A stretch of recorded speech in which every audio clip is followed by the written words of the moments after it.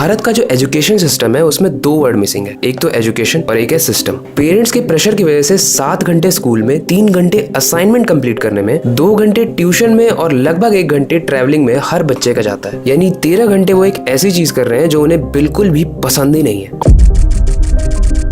Steve jobs ने मरने से पहले एक चीज कही थी कि अपने बच्चे को कुछ भले ही मत सिखाना, लेकिन एक स्किल जरूर सिखाना, और वो स्किल है हाउ टू बी हैप्पी। लेकिन उसकी ग्राउंड रियलिटी क्या है? क्या ये सच में बच्चे खुश रह रहे हैं? आजकल स्कूल और कॉलेजेस में सिर्फ मार्क्स की रेस लगी हुई है। बचपन से ही बच्चों के ऊपर नौकरी पाने का इतना ज्यादा प्रेशर होता है कि वो भूल जाते हैं कि एक्चुअली में जिंदगी कैसी होती है। जिंदगी में उसके अलावा भी बहुत चीजें हैं, और इसी प्रेशर की वजह से वो एक टेम्पररी तलाश में निकलते हैं। Centres for disease control and prevention यानी CDC के द्वारा एक रिपोर्ट निकाली गई थी जिसमें 20 से 30% स्टूडेंट्स स्कूल डेज में ही अल्कोहल, ड्रग्स, पॉर्न और ऐसी टेम्पररी प्लेजर वाली चीजों में बहुत ज्यादा अट्रैक्ट हो जाते हैं just because of this peer pressure. और 20-30% बहुत ज्यादा होता है गाइस, वो भी स्कूल की नाजुक एज में। मतलब 100 बच्चे अगर हैं तो उसमें से 20 से 30 बच्चे वीक माइंड के बनते जा रहे हैं। और जैसे मैंने बताया, इसका सिर्फ और सिर्फ एक रीजन है, वो है आपका माइंड स्ट्रांग ना होना। पुराने समय में लोगों के पास रिसोर्सेस नहीं थे और उनके पास बैड सिचुएशंस भी थी, लेकिन लोगों के मॉरल वैल्यूज बहुत स्ट्रांग थे। और ये हम आज भी सीख सकते हैं रामायण पढ़कर। जैसे भगवान राम को लंका तो जाना था, लेकिन उनके पास सेना नहीं थी, तो उन्होंने उनके पास जो भी आसपास रिसोर्सेज थे उसी को यूज करके सेना बनाई। उन्होंने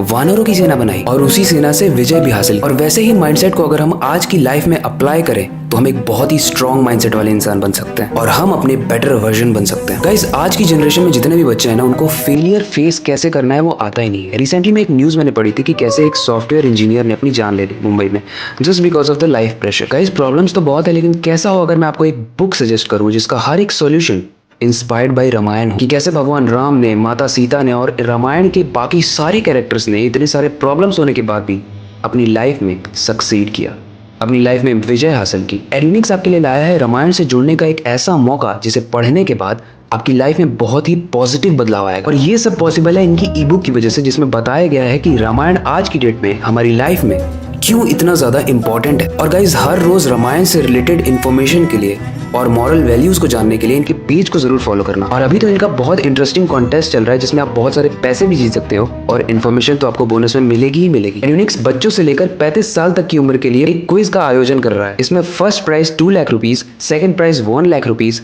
एंड थर्ड प्राइज 50,000 रुपीज है। लेकिन आप जानकर शॉक हो जाओगे कि रजिस्ट्रेशन फीस सिर्फ 249 है और इसके साथ आपको उसी रामायण की ई बुक भी मिलेगी जिसके बारे में मैंने ऊपर आपको बताया। काश मेरे टीनेज में भी ऐसा कुछ भी हो पाता जिसकी वजह से मैं अपनी लाइफ को सुधार पाता, ऐसी कोई भी बुक होती। बट एनीवेज, आपके पास ये अपॉर्चुनिटी है तो इसे मिस मत करो और ज्यादा इन्फॉर्मेशन के लिए इनके पेज को भी फॉलो कर लो। इस रेवोल्यूशन का पार्ट बनो, क्योंकि वीक तो सब बन रहे हैं, आगे वही जाएगा जो हमारी हिस्ट्री को समझकर स्ट्रॉन्ग बनेगा। और खुद सोचो यार कि एंशिएंट समय का जो टेलीफोन था, जो कपड़े थे, जो ड्रेसिंग सेंस था और जो म्यूजिक था, सब कुछ समय के साथ चेंज हो गया, लेकिन हमारा एजुकेशन सिस्टम आज तक चेंज नहीं हुआ। एक ऐसा एजुकेशन सिस्टम जहाँ पर लोग सीखने के लिए नहीं, सिर्फ रट्टा मारने के लिए स्कूल जाते हैं। और यही सेम चीज मैंने भी की है और यही सेम चीज हमें सिखाई जाती है। इसमें गलती आपकी नहीं है, क्योंकि टीचर्स और पेरेंट्स बच्चों से सिर्फ 3 चीजें चाहते हैं, और वो है मार्क्स, मार्क्स एंड मार्क्स। लेकिन सच तो ये है कि मार्क्स उसी के अच्छे आएंगे जिसकी या तो याददाश्त अच्छी है या तो वो रट्टा बहुत अच्छा मार लेता है। इसका आपकी इंटेलेक्चुअल कैपेसिटी से कोई भी रिलेशन नहीं है। जहाँ पेरेंट्स और टीचर्स को मार्क्स चाहिए, वहीं स्कूल को 3 चीज चाहिए आपसे, फीस, फीस और फीस। अब इस सारे चक्रव्यूह में जब रिजल्ट आता है तो एक बच्चे की बैंड बच जाती है, क्योंकि हो सकता है कि हर बच्चे में जो टैलेंट है, जो कैपेसिटी है उसकी, वो डिफरेंट हो, लेकिन हर बच्चे को पढ़ना एक ही चीज है, वही मैथ, वही बायोलॉजी, वही केमिस्ट्री, वही सारी चीजें पढ़नी है। एक एग्जांपल से समझो, अगर सचिन तेंदुलकर को आप सिंगर बनने के लिए बोलते तो क्या वो एक अच्छा सिंगर बन पाता? या फिर लता मंगेशकर को अगर आप एक अच्छा क्रिकेटर बनने के लिए बोलते, मतलब does it even making sense? तो फिर एजुकेशन सिस्टम में ऐसा कोई भी मॉडिफिकेशन क्यों नहीं आया आज तक, जो हर बच्चे की कैपेबिलिटी के हिसाब से है, हर बच्चे के इंटरेस्ट के हिसाब से है? क्यों हम एक ही चीज हर बच्चे पे थोप देते हैं? हमारे दोनों हाथ तक एक दूसरे से डिफरेंट है, हमारी उंगलियां एक दूसरे से डिफरेंट है, डीएनए बनाया है वो भी एक दूसरे का डिफरेंट है। तो ये एजुकेशन सिस्टम सब पे एक क्यों है? क्यों? और क्यों अगर एक के मार्क्स अच्छे आ गए और दूसरे के एवरेज आए तो वो खराब है और दूसरा वाला अच्छा है? कैसे? नंबर्स के बेसिस पे आपने डिसाइड कर लिया एक इंसान की पूरी लाइफ को। भले आप गेम्स में भी अच्छे हो ना, तो भी आपको मैथ्स तो जरूर पढ़नी है। एक वो बंदा जिसको बायो बिल्कुल भी पसंद नहीं है, उसको भी कैटेगराइजेशन पढ़ना है, उसको नंबर ऑफ स्पीशीज पढ़नी है। क्यों पढ़नी है भाई? हो सकता है उसको क्रिएटर बनना हो, यूट्यूबर बनना हो, कुछ भी ऐसी चीजें बनना हो जो आप पढ़ा रहे हो उससे डिफरेंट है, कोई रोल नहीं है उसका। ये बहुत एंशिएंट टाइम से बात कही जा रही है, but I don't agree with this कि पढ़ोगे लिखोगे तो होगी पढ़ाई, खेलोगे कूदोगे तो होगी पिटाई। क्यों भाई पिटाई? पिटाई क्यों होगी?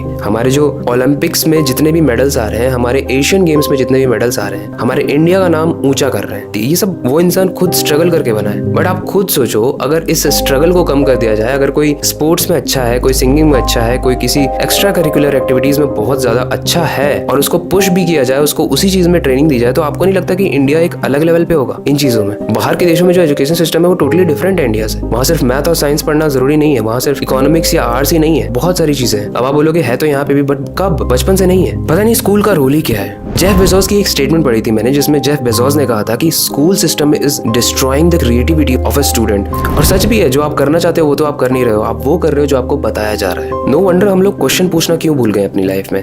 हमें जो भी बताया जाता है हम उसमें यस सर यस मैम करके चुप हो जाते हैं। हो सकता है कि 99% लोगों के दिमाग में जब कोई टॉपिक बताया जा रहा हो तो क्वेश्चन हो, लेकिन आप पूछते नहीं हो। पता है क्यों? क्योंकि आपको लाने तो मार्क्स ही है, वो तो रट के भी आ जाएंगे, वहाँ जो लिखा है उसको बिना समझे भी आ जाएंगे ना, क्योंकि आपको वही सेम चीज कॉपी में जाके लिख देनी। और ये यस मैन गिरी जो है ना, ये यस मैन जो इंसान बन जाता है, उसकी वजह से इंसान अपनी लाइफ में जब स्कूल से और कॉलेज से जॉब से इन सब चीजों में घुस जाता है ना बाहर आके, तब भी उसकी एक ही आदत रहती है कि वो हर चीज में यस यस एंड यस करना सीख जाता है। इनफैक्ट वो बड़ी मुश्किल में भी है तो भी यस ही करेगा, वो नो बोलना सीखता ही नहीं है, वो वाई बोलना सीखता ही नहीं है, वो क्वेश्चंस के आंसर, क्यूरियोसिटी सब कुछ उसकी एंड हो चुकी होती है और वो बन जाता है एक पपेट, वो बन जाता है एक रोबोट। ये सारा इंडियन एंशिएंट एजुकेशन में नहीं था गाइस। सबसे बड़ी प्रॉब्लम पता है क्या है? कि हमें इंग्लिश तो सिखाया जाता है, लेकिन इंटरव्यू के वक्त बात कैसे करनी है वो आपको कोई भी टीचर नहीं सिखाएगा। उसके लिए आपको स्कूल से बाहर आके पर्सनैलिटी डेवलपमेंट के कोर्सेज करने पड़ते हैं। स्कूल का क्या रोल है फिर? मैथ्स के लिए आपका सर फोड़ दिया जाएगा, लेकिन रियल लाइफ में आपको फाइनेंस कैसे मैनेज करना है, पैसों को कैसे खर्च करना है, कोई नहीं बताएगा। और इन सारी चीजों का क्या मतलब है? आपको या तो MBBS करोगे या तो CA बनोगे। और सच बताऊं तो जिस इंस्टीट्यूशन को आप बहुत टॉप मानते हो ना, IIT,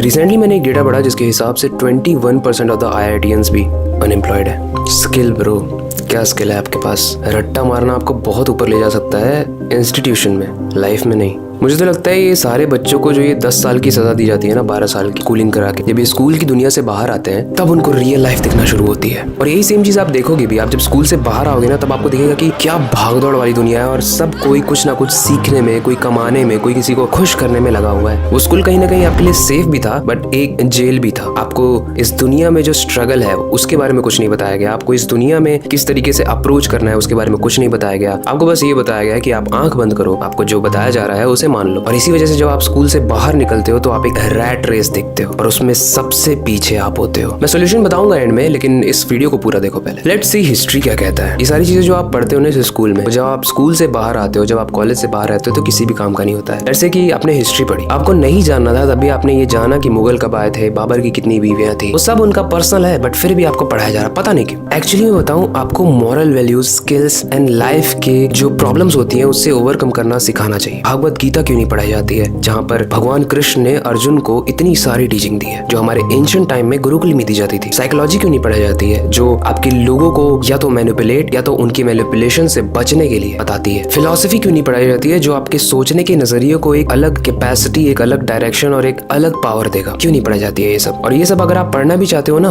और आप शुरू कर रहे हो साइड में अपने स्कूल की पढ़ाई के, बट जब आप देखोगे कि आपकी मम्मी एक चिंता में पड़ गई, क्यों? क्योंकि आपके साइड वाले शर्मा जी के लड़के के 90% से ऊपर आ गए। अब आप भी पीयर प्रेशर में आके टेंशन में आ जाओगे। और आप उसमें से कुछ लोग तो नेगेटिव थॉट्स या सुसाइड वाली चीजें सोचते हैं, बट कुछ लोग हैं जो इसको रट्टा मार के निकल जाते हैं। बट दोनों ही केस में आप कुछ नहीं कर रहे हो एक्चुअली में। देखो, ये वीडियो बनाने का मेरा सिर्फ और सिर्फ एक मोटो था कि मुझे इतने ज्यादा कमेंट्स आ रहे थे जिस दिन 10th का रिजल्ट आया था कि मेरे 75% आए, मेरे 60% आए, मैं सुसाइड करना चाहता हूँ, मैं लाइफ में फेल हो गया। क्या है भाई, मेंटलिटी कैसी बना दी है स्कूल ने आपकी। और पेरेंट्स भी अगर कोई ये वीडियो देख रहा है ना, तो मैं आपसे प्लीज ये रिक्वेस्ट करता हूँ कि आप सिर्फ इसलिए अपने बच्चे पे पीयर प्रेशर मत डालो, किसी को कंपैरिजन करवा के कि वो मार्क्स ले आए। अगर आपको अपने बच्चे पे पॉजिटिव प्रेशर डालना है तो उसकी लाइफ में कुछ बड़ा करने के लिए डालो। मार्क्स बहुत कुछ है बट सब कुछ नहीं है, और इसके लिए मैं आपको भी दोष नहीं दे रहा हूँ क्योंकि इंडियन एजुकेशन सिस्टम ही ऐसा है कि आप मार्क्स लाओगे तभी आप आगे बढ़ोगे। तो एक हद तक प्रेशर दो यार, ऐसा प्रेशर मत दो कि आपका लड़का आगे कमेंट कर रहा है कि मुझे लाइफ एंड करनी है या फिर मुझे रहा नहीं जा रहा, मैं डिप्रेशन में जा रहा हूँ। सीरियसली, मतलब 14 से 16 साल में कौन डिप्रेशन में जाता है? Same goes for student. मतलब लाइफ है वो लाइफ है, और मैं अपनी हर वीडियो में कहता हूँ कि life is all about survival. मैं 11th क्लास में ना फेल हो गया था एंड आई स्टिल रिमेंबर कि मेरे पापा का बिहेवियर मेरे टुवर्ड्स चेंज हुआ था, at least for the time being, कुछ समय के लिए तो हुआ था, और उसने अगेन मुझे अफेक्ट किया। अब 11th क्लास में 10th क्लास में लड़के जो होते हैं, जो बच्चे होते हैं, वो बहुत नाजुक होते हैं और उन पर आप जैसा भी बिहेवियर इंपोज करोगे ना